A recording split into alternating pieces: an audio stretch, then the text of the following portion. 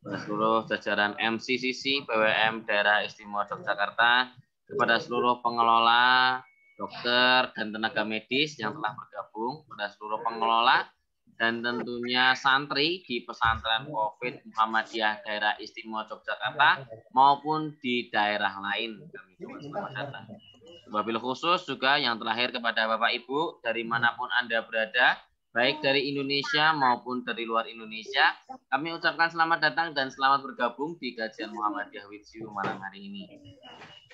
Baik Bapak Ibu yang dirahmati Allah, marilah kita mulai kajian kita malam hari ini dengan mengucap basmalah secara bersama-sama. Bismillahirrahmanirrahim. Seperti biasa Bapak Ibu yang dirahmati oleh Allah, sebelum kita mulai kajian malam hari ini, ada sambutan dan prakata. Malam hari ini akan disampaikan oleh Pak Isnawan, kami persilahkan. Assalamualaikum warahmatullahi wabarakatuh. Waalaikumsalam warahmatullahi wabarakatuh. Wassalatu wassalamu ala asrofil anbiya'i wal mursalin Muhammadin wa ala alihi wa ashabi ajmain, amma ba'd. Yang saya hormati Bapak-bapak dari PWM DIY, pengelola Muhammadiyah with you yang berbahagia, para santri santren COVID yang berbahagia, mobil khusus Dr. Dewi Masita, spesialis GK yang sangat saya banggakan. Alhamdulillah malam ini bisa hadir di tengah-tengah kita dari jauh, dari Lamongan ke Yogyakarta untuk menyampaikan kajian kita. Malam ini kajian yang ke-204. Tadi saya baru rasan-rasan pengen saya daftar ke ke Jaya Suprana biar jadi pengajian yang sampai hampir 1 tahun belum pernah berhenti, ini luar biasa. Dan malam ini kita dapat ilmu dari Bu Dewi Masita, sesuatu yang baru saya kira tentang gizi keluarga yang selama ini mungkin belum pernah kita dengarkan bersama-sama dalam rangka meningkatkan imunitas kita dalam rangka menanggulangi COVID-19. Untuk itu kami sampaikan terima kasih pada Dr. Dewi yang sudah menyempatkan waktunya untuk bisa menyampaikan materi pada malam ini. Termasuk pada Dr. Umi yang juga menyertai kita, Direktur Rumah Sakit Muhammadiyah Lamongan. Yang tadi sengaja saya aturi dalam rangka biar tahu Jogja punya kegiatan yang mendunia, gitu ya. Mendunia ini sudah diikuti seluruh Indonesia. Gitu. Saya kira itu saja dari saya. Sekali terima kasih pada Dr. Dewi Masita yang telah menyampaikan waktu untuk bisa menyampaikan materi, dan kepada semua santri, marilah bersama kita kaji bersama apa yang nanti beliau sampaikan untuk sekalian. Semoga bermanfaat dan akan membawa kebaikan kita ke depan, terutama dalam menjaga kesehatan keluarga kita sekalian untuk meningkatkan gizi bagi keluarga kita masing-masing. Saya kira begitu saja dari kami. Sekali terima kasih pada semuanya yang tetap setia mengikuti Muhammadiyah with you sampai malam hari ini.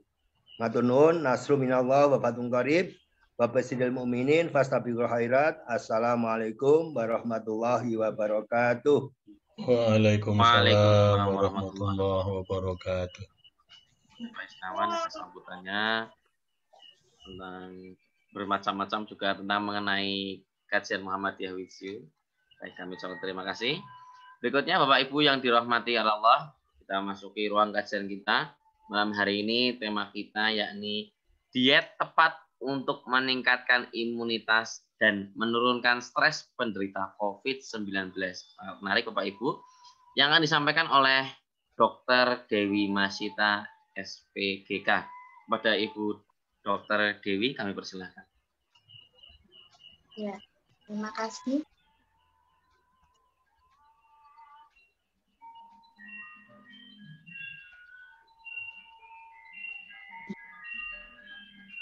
Sudah tampak PowerPoint saya? Sampun Bu, sampun. Bu. Assalamualaikum warahmatullahi wabarakatuh. Terima kasih. Waalaikumsalam warahmatullahi wabarakatuh. Terima kasih atas undangannya Bapak-bapak dan Ibu semuanya dan para senior dokter semuanya. Malam ini saya akan memberikan berbagi ilmu tentang diet tepat untuk meningkatkan imunitas dan menurunkan stres pada penderita COVID-19. Jadi di sini saya waktu mendapatkan undangan itu diminta untuk memberikan judul sendiri.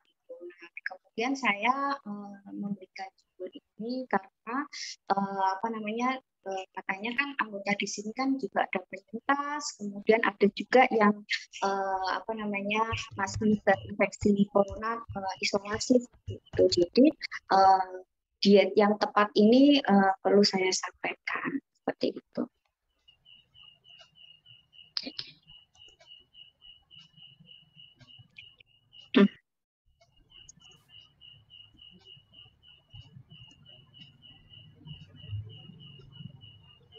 Menjaga imunitas atau daya tahan tubuh merupakan salah satu cara yang dapat dilakukan untuk mencegah penularan virus dan penyakit termasuk COVID-19. Untuk menjaga imunitas tubuh, kita perlu memenuhi nutrisi harian kita. Karena jika nutrisi dalam tubuh menurun, maka antibodi juga akan menurun.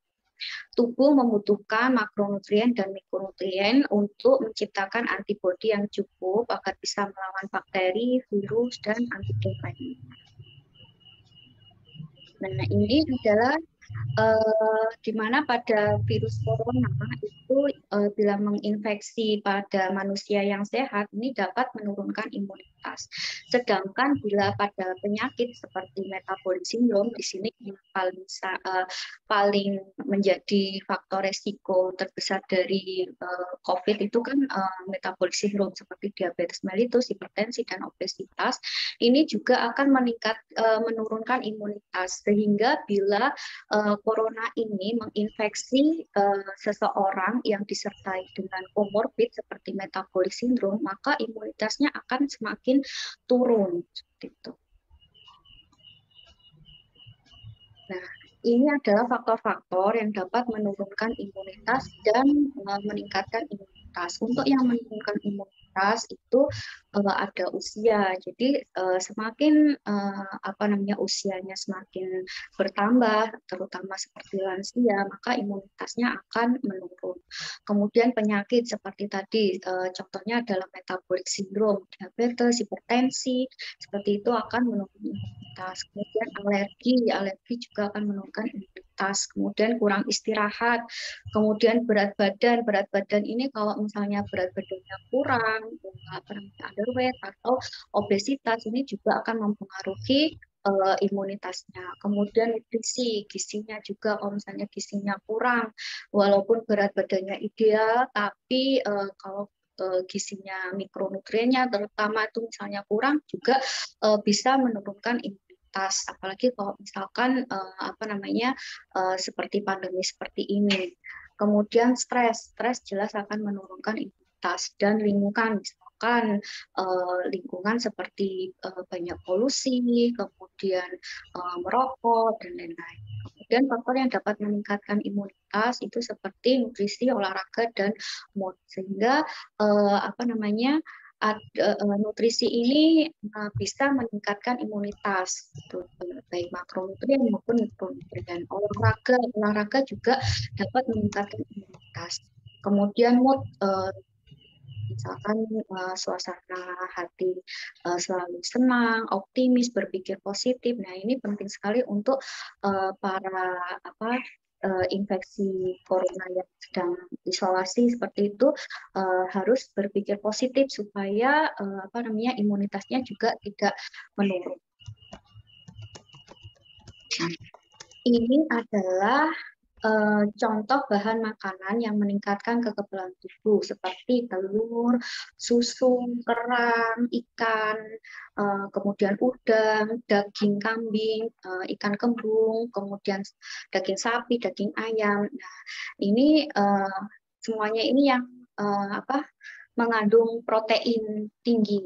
Yang paling tinggi adalah daging ayam. Dan ini jadi mikronutrien apa yang bisa meningkatkan imunitas itu antara lain adalah vitamin A, kemudian vitamin C, vitamin B, vitamin E, zinc, dan lainnya. Untuk vitamin A ini dapat membantu mengatur sistem kekebalan tubuh dan sebagai pelindung terhadap berbagai infeksi dengan cara menjaga permukaan kulit dan jaringan di mulut, lambung, usus, dan sistem pernapasan agar tetap sehat. Nah, ini bisa didapat dari ubi jalan, wortel, brokoli, bayam, kemudian paprika, telur, kemudian susu. Kemudian ada vitamin C. Vitamin C ini membantu melindungi dari infeksi dan dengan cara merangsang pembentukan antibodi dan meningkatkan kekebalan tubuh. Nah, ini bisa didapat dari jeruk, kemudian dari pepaya, stroberi, jambu, tomat, dan buah-buah yang lain. Nah, vitamin C. Vitamin B ini khususnya B6, 9, B12 ini berkontribusi pada respon pertama tubuh setelah diketahui sebagai patogen. Nah, vitamin B ini ditemukan dalam sereal, kacang-kacangan, sayur yang berdaun hijau, buah, ikan, ayam, dan daging. Kemudian vitamin B9, folat, ini berupa pada sayuran berdaun hijau, kemudian kacang-kacangan dan biji-bijian. Vitamin B12 ini ditemukan dalam produk hewan seperti telur, daging, dan susu. Dan vitamin Vitamin E ini berfungsi sebagai antioksidan. Tugasnya menetralkan radikal bebas dan dapat meningkatkan fungsi kekebalan tubuh. Nah, vitamin E ini bisa didapat dari almond, minyak sayur, sayur hijau, biji bunga matahari, kemudian kacang-kacangan, kemudian seng. Seng itu membantu sistem kekebalan tubuh agar bekerja dengan baik dan dapat membantu menyembuhkan luka. Nah, ini bisa didapat dari daging, ayam, kemudian makanan laut, susu, kemudian gandum, kacang-kacangan. Jadi kacang-kacangan ini banyak sekali kandungan mikronutriennya. Kemudian biji-bijian, karotenoid. Ini merupakan pigmen alami di dalam jenis tanaman tertentu. Nutrisi ini juga mengandung antioksidan yang kuat untuk membantu melawan radikal bebas. Mengandung vitamin A yang membantu mengatur sistem kekebalan tubuh. Contohnya wortel, kubis, pepaya, dan buah.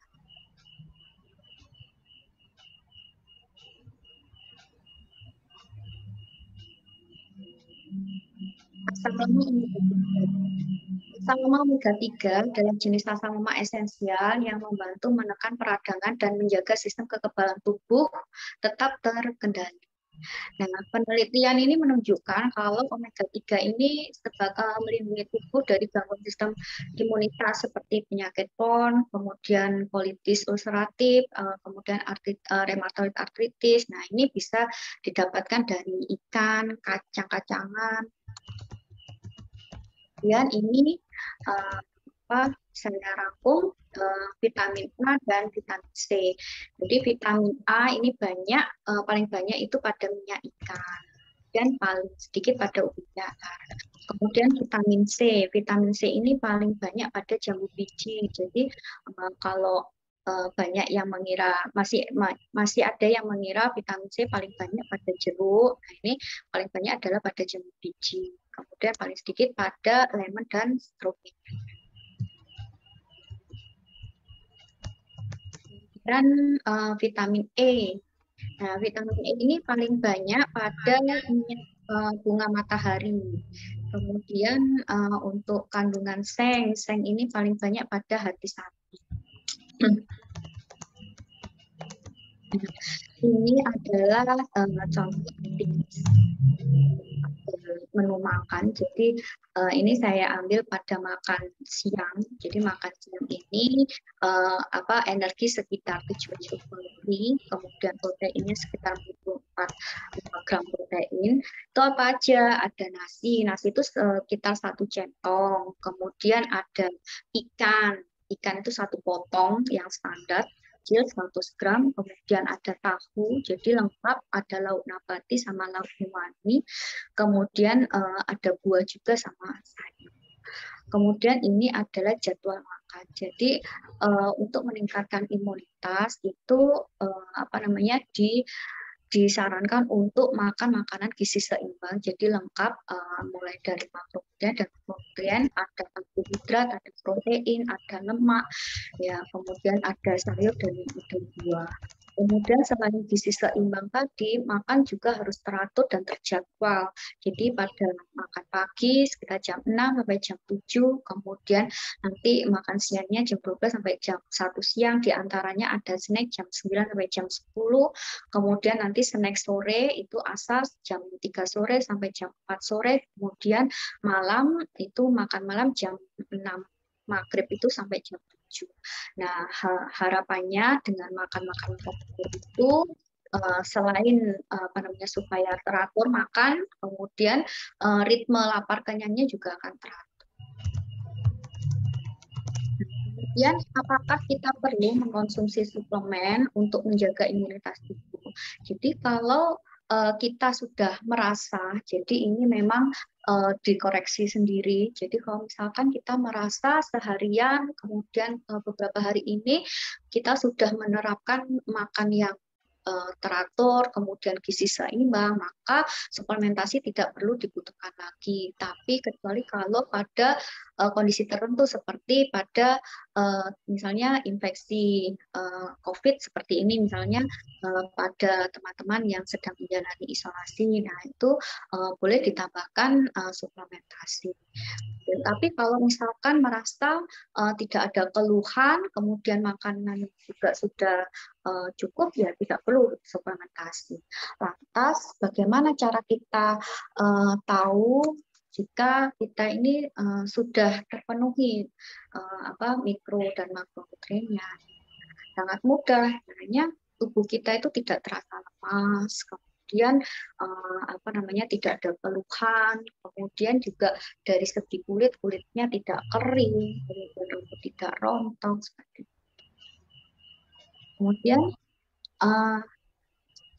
sekarang beralih pada stres. Stres pada pasien COVID-19 ini sangat sering dialami. Kenapa? Karena pertama, karena COVID ini komplikasinya tidak main, itu mengancam nyawa, sehingga apabila seseorang terdiagnosa COVID atau seseorang yang kontak dengan habis kontak dengan pasien corona atau orang yang suspek seperti itu dan lain-lain itu, maka akan menimbulkan stresor tersendiri pada tubuhnya. Nah, stresor ini itu bisa karena dari psikologisnya itu tadi, atau bisa juga pada pasien yang infeksi corona itu, coronanya sendiri itu di dalam tubuh itu menyebabkan inflamasi, sehingga stres yang didapat dari psikologi dan inflamasi akan meningkatkan stres.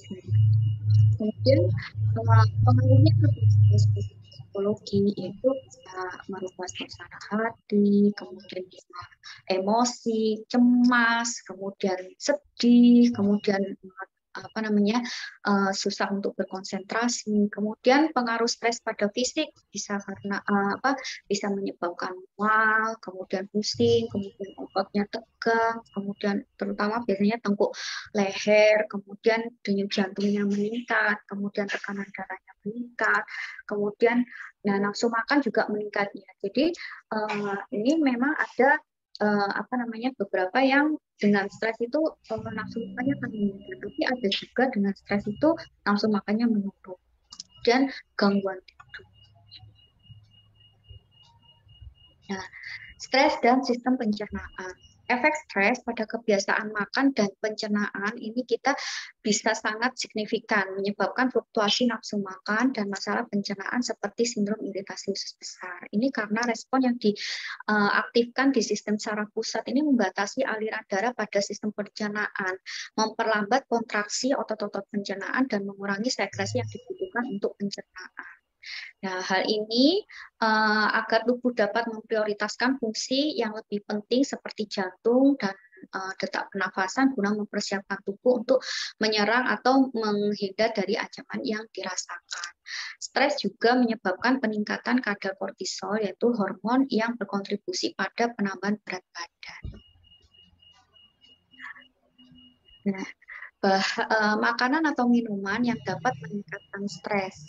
Di sini saya ambil kafein. Jadi kafein ini akan mengurangi kemampuan kita untuk mengatasi stres. Ini karena kafein ini bertindak sebagai stimulan, menyebabkan kelenjar adrenal ini melepaskan lebih banyak hormon seperti kortisol yang sudah tinggi karena tekanan yang dialami tubuh kita. Jadi stres itu sudah tinggi, masih ditambahi dengan asupan kafein. Nah, kadar kafein yang tinggi ini juga berkontribusi pada insomnia dan kegugupan yang secara intrinsik terkait dengan stres. Nah, kafein juga dapat menguras kadar magnesium. Misalkan tadi sudah bagus mengkonsumsi sayur-sayuran, kemudian buah-buahan, kemudian kita minum misalnya kopi yang mengandung kafein, nah, ini akan mengurangi absorpsinya, mengurangi kadarnya. Juga vitamin B. Nah, ini adalah contoh kadar kafein paling tinggi memang dari kopi. Kemudian juga ada ada teh, kemudian ada soft drink, makanan tinggi lemak dan gula. Nah, ini pada stres ini memang cenderung untuk ngidam, maka lebih keinginan untuk makan makanan yang berlemak dan makanan yang manis ini lebih tinggi. Akibatnya jadinya kan untuk konsumsi makanan nasi itu jadinya berkurang. Tidak hanya dapat merusak kesehatan secara keseluruhan, tapi juga dapat membuat lebih buruk dalam jangka panjang. Nah, gula akan memberikan energi sementara dari perasaan stres, tapi ini akan segera diikuti oleh periode low ketika kadar gula darahnya turun. Hal ini dapat menyebabkan iritabilitas dan meningkatkan keinginan untuk makan yang dapat membuat tubuh tegang. Menurut penelitian yang diterbitkan dalam British Journal of Physiatry, konsumsi tinggi lemak olahan ini dapat meningkatkan risiko depresi. Alkohol. Nah, alkohol ini sekilas saja karena di Indonesia terutama untuk yang kalangan Muhammadiyah ini kan jarang ya konsumsi alkohol, ini cuma sekedar tahu aja, di mana banyak orang ini beralih ke alkohol sebagai cara untuk mengatasi stres. Meskipun mungkin memiliki efek menenangkan tubuh secara instan, dalam jangka panjang ini alkohol ini meningkatkan jumlah stres dalam kehidupan berkelanjutan. Nah, minum alkohol dalam jumlah yang banyak dapat menyebabkan komplikasi seperti kecanduan, kemudian juga bisa mengganggu kesehatan. Masalah tidur, guguk, dan iritasi kulit itu bisa jadi efek samping dari alkohol. Nah, alkohol ini membuat tubuh ini melepas lebih banyak adrenalin dan mempengaruhi kadar gula darah. Sekarang makanan atau minuman yang dapat menurunkan stres. Kebanyakan adalah buah dan sayur-sayuran. Ini dapat menurunkan stresor, seperti yang banyak mengandung vitamin B, vitamin C, dan magnesium. Kemudian cemilan sehat. Nah, di sini ada makanan cemilan sehat ini seperti buah-buahan, sayur, yogurt, kacang, biji-bijian, kemudian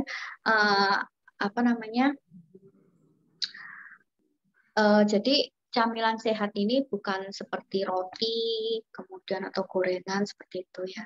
Kemudian karbohidrat kompleks di sini juga dapat menurunkan stres, di mana makan karbohidrat yang utuh, jadi kayak misalkan nasi. Jadi kalau karbohidrat simplek itu seperti kayak gula. Kalau yang kompleks ini kayak gandum, nasi merah. Nah, ini akan membantu meningkatkan kadar serotonin hormon, meningkatkan suasana hati yang akan membantu merasa bahagia dan lebih rileks. di mana kadar serotonin yang rendah ini dalam tubuh terkait dengan kecemasan dan depresi serta kualitas tidur yang turun. Jadi ini cocok sekali ya. Karbohidrat kompleks ini dicerna lebih lambat yang dapat membantu menstabilkan gula darah. Sehingga karbohidrat kompleks itu tidak hanya untuk menurunkan stresor, tapi juga bisa untuk menstabilkan kadar gula darah.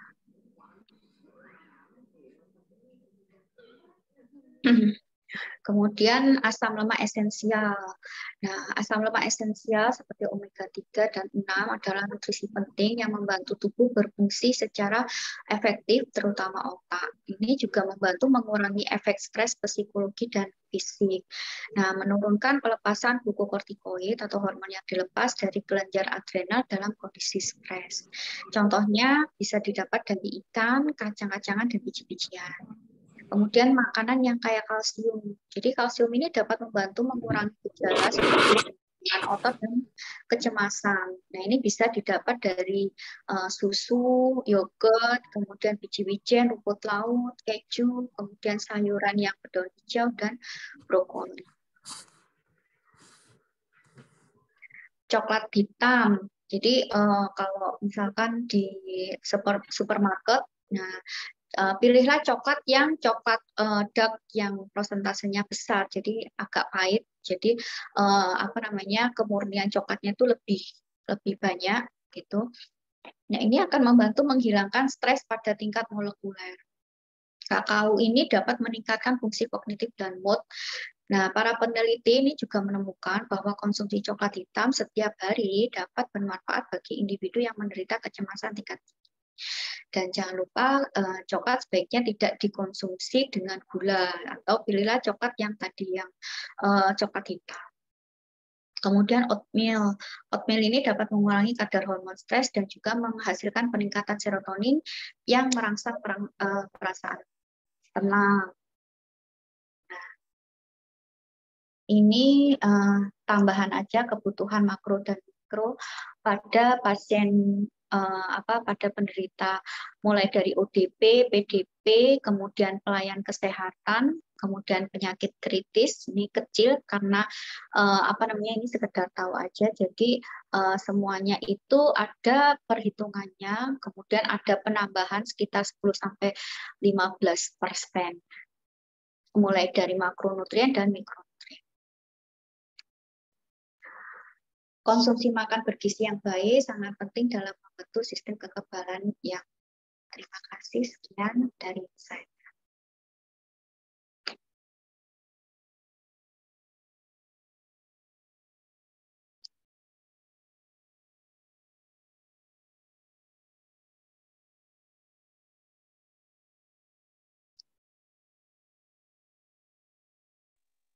Baik, terima kasih kepada Ibu Dr. Dewi atas pemaparan materinya, atas sharing-sharingnya malam hari ini. Tentunya sangat bermanfaat untuk kita saling memilah dan memilih makanan mana yang tentunya baik untuk tubuh kita dan tentunya nyaman untuk diri kita. Baik, Bapak Ibu, ada pertanyaan? Mungkin kami ajukan dulu, mungkin yang ingin menanyakan melalui Zoom sebelum saya bacakan yang di kolom chat. Apakah ada yang ingin bertanya secara langsung, Bapak Ibu? Kami persilahkan.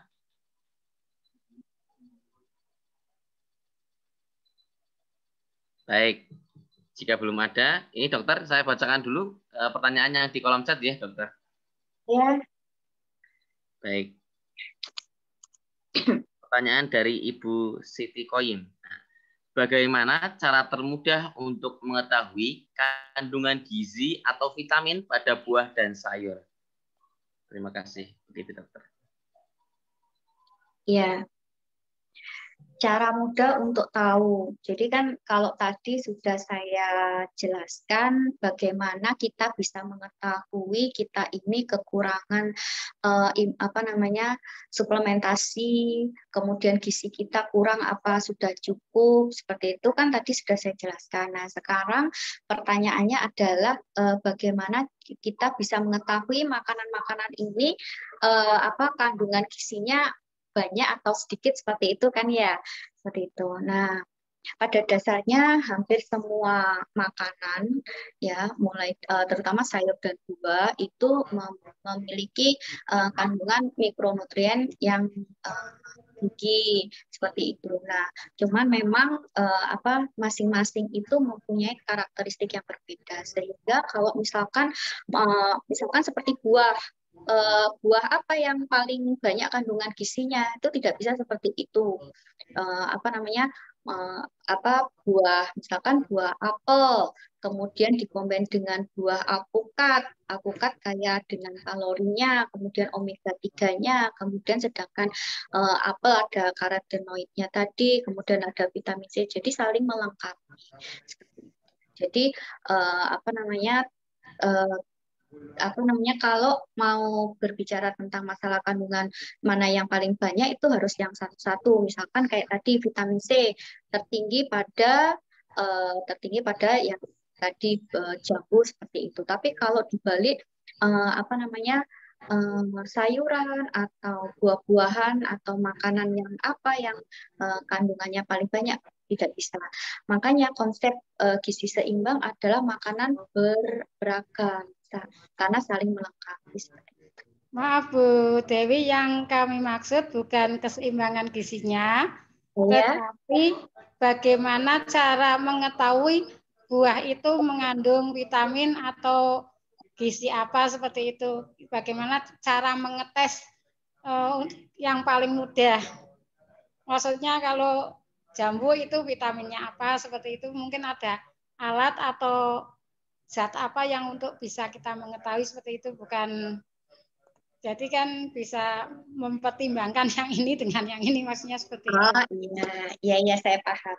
Jadi begini Bu, Ibu Siti ya. Jadi tidak perlu dites Bu.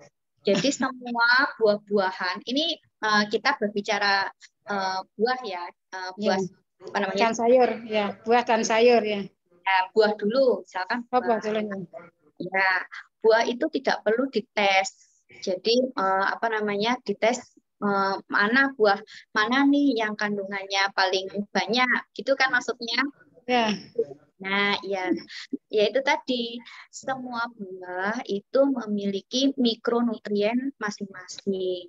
Ya, misalkan buah jambu dia lebih tinggi pada vitamin C-nya. Nah, kemudian seperti alpukat itu kaya akan omega 3, omega 6, omega 9. Terus ada kalorinya gitu. Nah, tapi kan itu hal yang berbeda. Nah, sedangkan tubuh kita itu membutuhkan banyak mikronutrien, ada mineral juga, sehingga kita butuh semuanya. Jadi yang paling bagus itu bukan lagi mencari mana yang paling tinggi, tapi kita konsumsi semuanya. Konsumsi semuanya dengan cara bergantian. Maksudnya gini Bu, kadang kita kan nggak bisa beli buah yang mahal ya seperti itu. Nah kalau kita tahu, oh ini bagus ya, saya bisa pakai ini seperti itu. Untuk masyarakat kecil kan kadang tanya seperti itu, wah ini gimana? Maksudnya seperti itu. Aduh Bu Dewi. Justru buah yang paling bagus itu adalah buah lokal. Jadi iya. Nah, kalau pada kondisi COVID seperti ini, kan tadi saya bilang pada kondisi seperti ini konsumsi yang banyak vitamin A, kemudian vitamin C, ya, vitamin B, vitamin E, dan lain-lain. Nah, itu bisa contohnya seperti jambu, kemudian tomat, kemudian jeruk. Nah, itu yang lokal-lokal aja, malah justru yang bagus itu yang lokal. Itu. Selain juga kalau yang dari luar kan juga ada ada pengawetnya juga seperti itu. Ya, terima kasih, soalnya kan kadang di PKK seperti itu ada yang ibu-ibu bertanya, itu makanya kita bisa ya sedikit memberikan pengarahan kepada mereka. Oke. Matur nuwun Bu Dewi atas penjelasannya. Jazakumullah. Assalamualaikum. Waalaikumsalam. Begitu nggih, Bu Koim. Matur nuwun. Baik. Berikutnya Ibu Dokter dari Ibu Diani. Baik, pertanyaannya adalah suplemen apa yang tepat untuk meningkatkan imunitas? Ya, terima kasih pertanyaannya. Nah, suplemen apa yang tepat untuk meningkatkan imunitas? Nah, tentunya suplemen yang seperti vitamin A, ada vitamin A, vitamin B, vitamin C, Jadi kalau misalkan kita merasa daya tahan tubuhnya menurun, ada keluhan, kemudian makannya kurang, nafsu makannya kurang, kemudian kita mau menambah suplementasi, kemudian kita beli. Nah, kemudian waktu beli di apotek nih banyak banget kan suplemen kan, terus bingung mau pilih yang mana. Nah, pilihlah yang kandungannya banyak. Jadi seperti vitamin A tadi, vitamin B, vitamin C, kemudian vitamin D, kemudian vitamin E, gampangannya yang paling banyak seperti itu. Itu cara memilih suplementasi.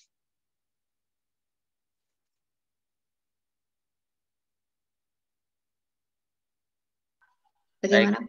Cek. Oke, baik. Siap, Ibu Dokter. Terima kasih. Berikutnya, Ibu. Pertanyaan berikutnya dari Bapak Taufik. Di masa pandemi ini, semua orang berusaha untuk meningkatkan imun sehingga lebih banyak makan dan minum serta nyemil atau minum air lemon atau yang asam-asam begitu, Ibu Dokter. Nah, bagaimana supaya berat badan tidak meningkat? Ingin banyak makan tapi takut gemuk. Nah, jadi pikiran ingin makan biar imunnya mantap. Tapi pikiran tidak nyaman juga kalau diloskan, maksudnya dalam artian dibiarkan semaunya kita makan apapun, karena takut gulanya tinggi. Jadi apa yang tepat untuk kita bisa di pandemi ini makannya juga cukup untuk meningkatkan imun kita, tapi tidak meningkatkan berat badan yang berlebih, begitu Dokter. Ya, terima kasih. Jadi saya pernah dengar bahwa memang kan corona itu kuncinya kan memang imunitas daya tahan tubuh. Sehingga dengan dengan poin ini banyak juga yang beranggapan corona itu obatnya banyaklah makan. Kalau banyak makan maka akan sehat, kemudian tidak mudah kena corona.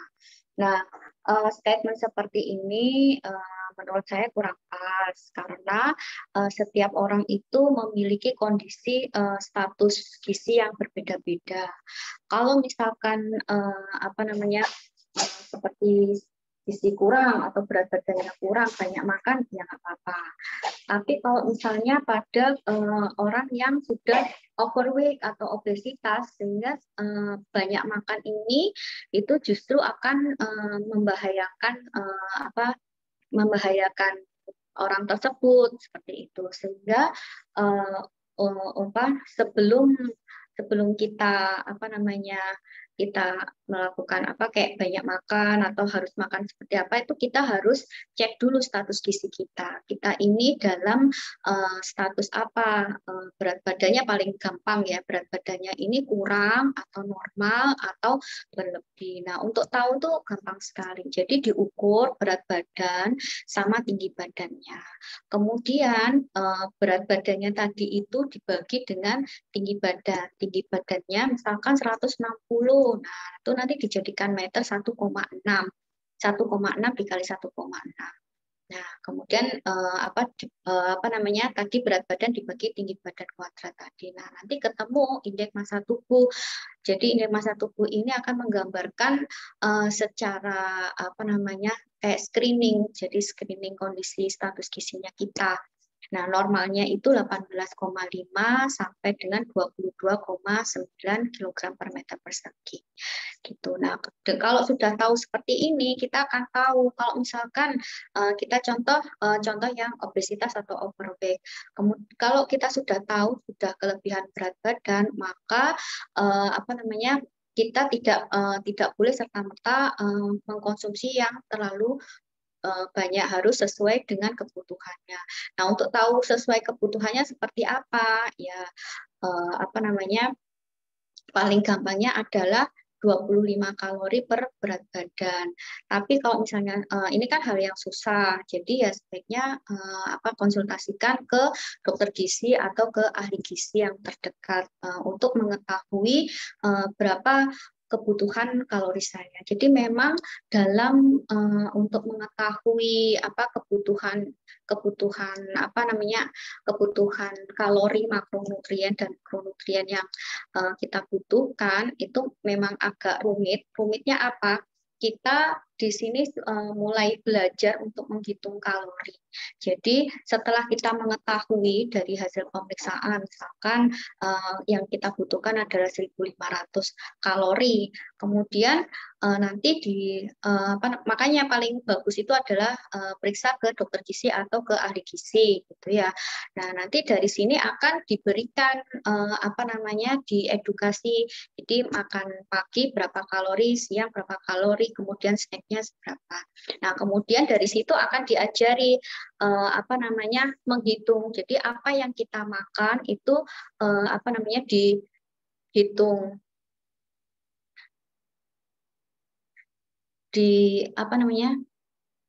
apa yang kita makan itu belajar untuk menghitung. Misalkan nasi, tadi saya sudah 2 centong nih, berarti nanti siangnya harus dikurangi seperti itu. Nah, dengan membiasakan seperti itu,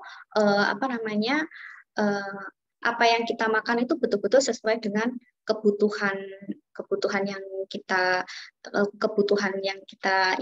perlukan, sehingga berat badan akan ideal. Nah, sehingga tadi makan apa supaya imunitasnya terjaga tapi berat badannya tidak tambah. Berat badan tidak akan bertambah kalau apa yang kita makan itu sesuai dengan perhitungan kebutuhan tadi. Kemudian makanan apa yang bisa meningkatkan imunitas? Ya tadi makanan yang lengkap makro dan mikronutriennya. Ada nasi atau bisa nasi, bisa kentang, kemudian ada sayur, ada lauk hewani, lauk nabati, kemudian ada buah, ada sayur seperti itu dengan gizi seimbang itu akan meningkatkan imunitas seperti itu. Baik, terima kasih dokter. Berikutnya dokter, ini ada pertanyaan dari Ibu Lili. Kalau makan buah itu sebaiknya sendiri-sendiri atau bisa bareng-bareng seperti rujak gitu dokter? Iya, di sini buah bisa dimakan bersamaan pada waktu makan. Jadi kalau bersamaan dengan waktu makan itu bisa dikonsumsi buahnya dulu, kemudian makan. Kemudian bisa juga buah itu dimakan terpisah di jam snack seperti itu. Nah, saya sampaikan kenapa penting sekali ada jam snack. Jam snack itu dibutuhkan untuk melengkapi asupan yang kurang pada waktu jam makan, sehingga kalau misalkan saya makannya sudah cukup, tidak perlu snack gitu. Nah, itu juga bisa, tapi lebih baik lagi kalau tetap ada jam snack. Makanya diatur antara makan dan snack, jadi dibagi. Nah, snack itu harapannya itu diisi dengan buah-buahan, kemudian susu. Susu itu perlu kalau tadi asupan yang pada makan sebelumnya itu kurang gitu. Jadi snack bisa dikonsumsi pada jam buah bisa dikonsumsi pada jam snack atau pada saat makan tapi sebelum makan. Jadi bukan sebagai pencuci mulut yang setelah makan itu. Baik, terima kasih dokter. Monggo Bapak Ibu, ada pertanyaan kembali? Jika ada pertanyaan, kami persilahkan. Oke, ini ada pertanyaan dokter dari Bapak Hermansyah. Penyintas COVID akan bisa mengalami depresi berkepanjangan karena memikirkan gejala long COVID dan kekhawatiran menderita COVID kedua kalinya.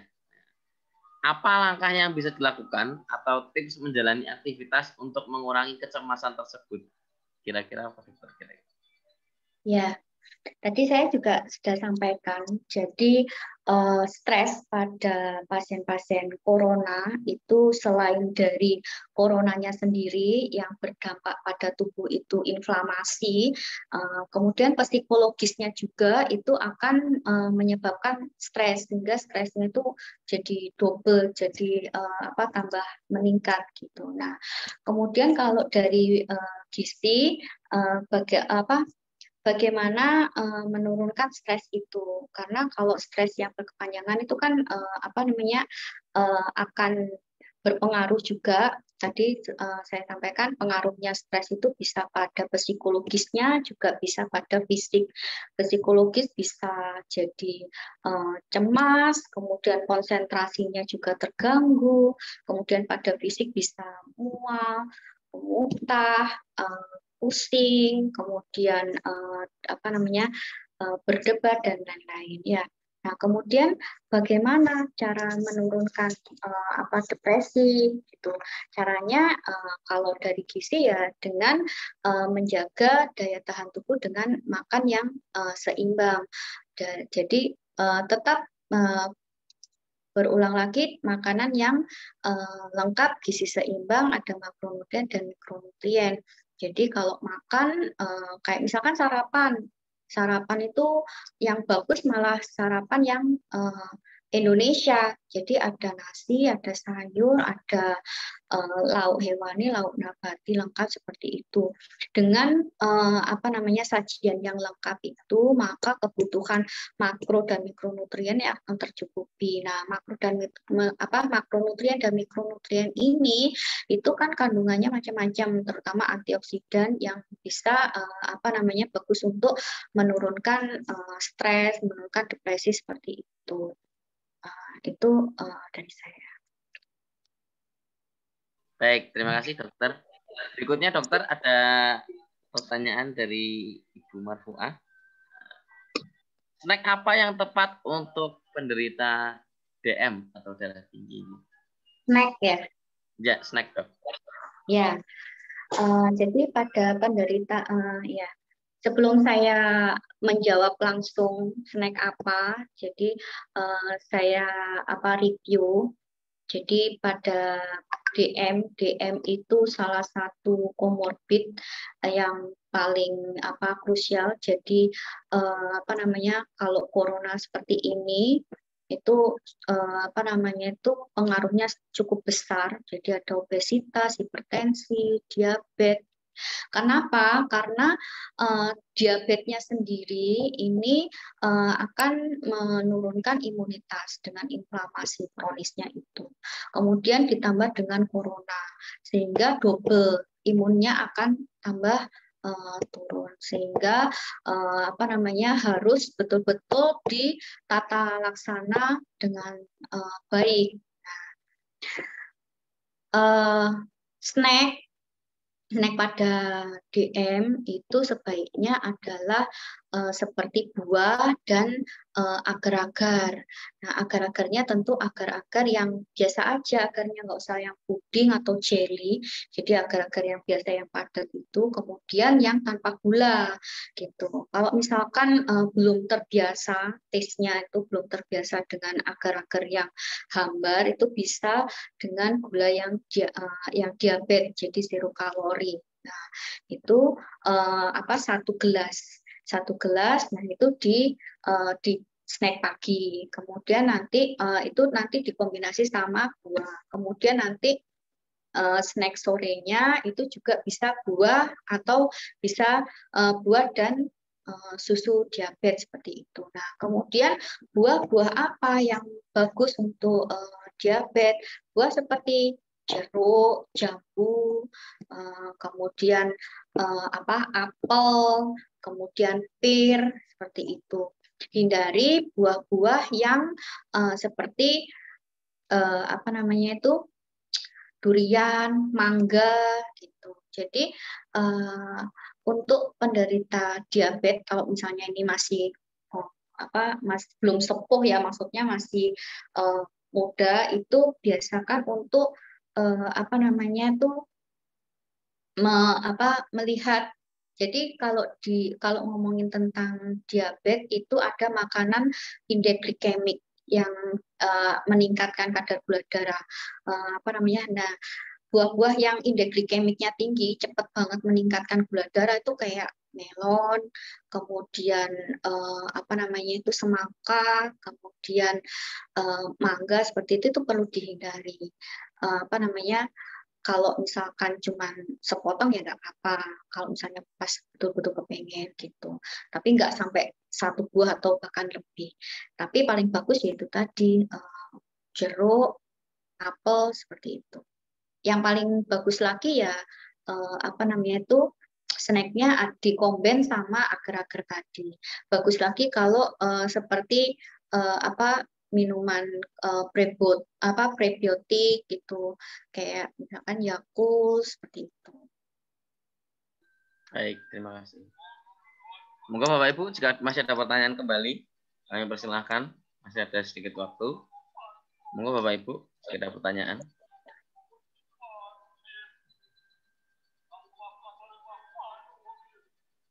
Baik, jika tidak ada, terakhir dokter, adakah kanal YouTube atau dengan punya Instagram yang bisa diakses sehingga kita mungkin bisa sama-sama belajar dokter tentang gizi ini, dokter? Iya, ada. Mungkin apa ya namanya, dokter? Dewi.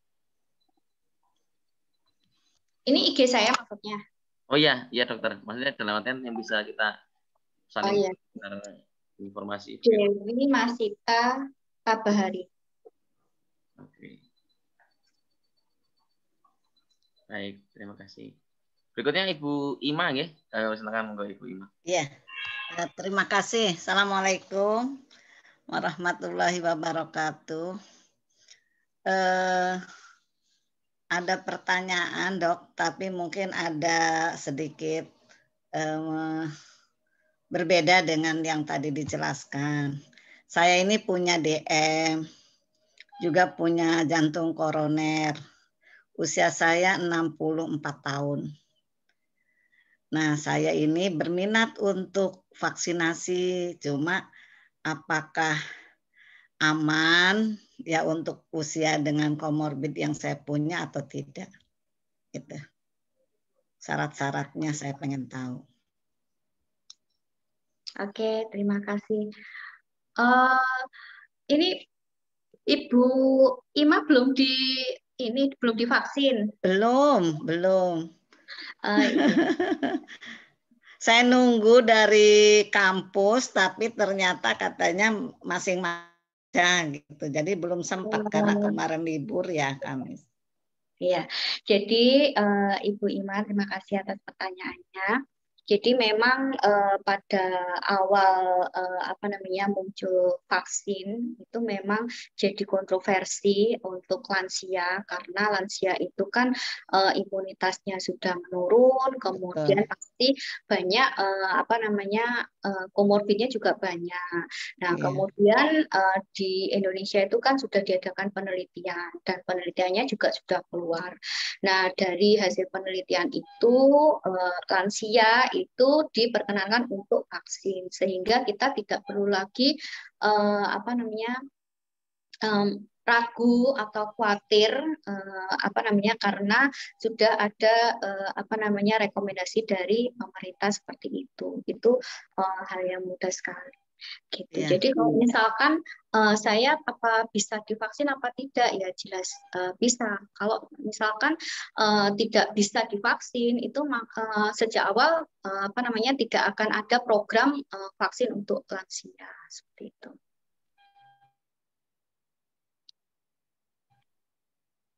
Begitu nggih Ibu Ima? Untuk lansia. Iya. Jadi nanti Iya, terima kasih, Dok. Terima kasih. Sebagai tambahan ya untuk apa namanya yang belum divaksin. Jadi untuk ibu-ibu yang lansia ini tidak usah khawatir karena penelitiannya kan sudah keluar. Jadi tugasnya tinggal daftar aja. Nah, kemudian nanti misalkan aduh nanti saya lagi tensinya lagi tinggi atau lagi ada keluhan, ini nanti divaksin apa enggak? Nah, nanti di tempat vaksin itu akan ada dokter yang akan memeriksa. Jadi nanti ibu itu akan diperiksa. Jadi walaupun dari pemerintah programnya lansia bisa divaksin, nah, nanti dari hasil pemeriksaan dokter itu nanti hasilnya yang akan menentukan ibu itu bisa divaksin atau tidak. Dan itu tidak hanya lansia tapi pada semuanya. Jadi semua yang akan divaksin itu sebelumnya ada screening berupa pertanyaan, kemudian di tempat TKP-nya sendiri, di tempat pemeriksaan sendiri itu nanti juga akan ada dokter yang melakukan pemeriksaan, gitu, pemeriksaan tensi, pemeriksaan fisik dan lain-lain, gitu. Terima kasih. Ya. Baik, moga Bapak Ibu ada satu pertanyaan terakhir mungkin yang ingin bertanya.